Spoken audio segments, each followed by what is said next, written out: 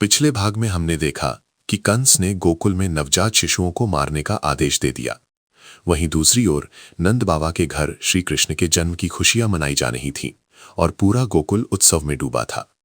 नमस्कार दोस्तों, आपका स्वागत है पौराणिक पुराण में। गोकुल में आनंद की वर्षा हो रही थी। नंद बाबा के घर जो उत्सव हो रहा था उसे आज भी दधी कांदो या हल्दी दधी की होली कहा जाता है। गोप और गोपियां प्रेम में इतने मग्न थे कि वे एक दूसरे पर दूध, दही, घी और हल्दी फेंक रहे थे। पूरा गोकुल पीला और सफेद हो गया था।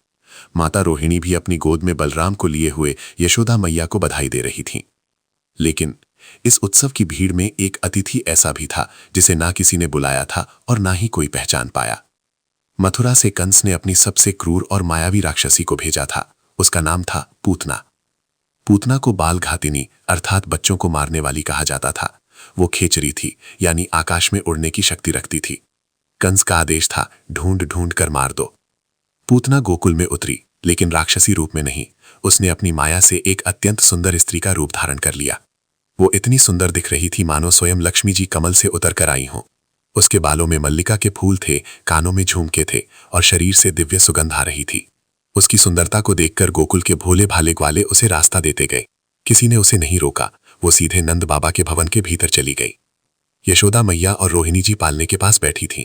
पूतना को देखकर वे भी खड़ी हो गई। उन्हें लगा कि शायद कोई देवी आशीर्वाद देने आई है। पूतना ने झुककर पालने में लेटे नन्हे कृष्ण को देखा। कृष्ण, जो सर्वज्ञ है, वे तुरंत पहचान गए कि ये कौन है। लेकिन पूतना को देखकर श्री कृष्ण ने अपनी दोनों आंखें बंद कर ली। संत कहते हैं कि कृष्ण ने आंखें क्यों बंद की? शायद इसलिए कि वे अविद्या को देखना नहीं चाहते थे, या शायद इसलिए कि वे शंकर जी का ध्यान कर रहे थे कि प्रभु, हलाहल पीने का काम तो आपका है, ये मेरे हिस्से में कहां से आ गया? पूतना ने मीठी आवाज में यशोदा से कहा, अरे मैया, लाला तो बहुत सुंदर है, ला मैं इसे थोड़ा दुलार कर लूं और अपना दूध पिला दूं। यशोदा जी, जो उसके मोहक रूप से प्रभावित थी, मना ना कर सकी।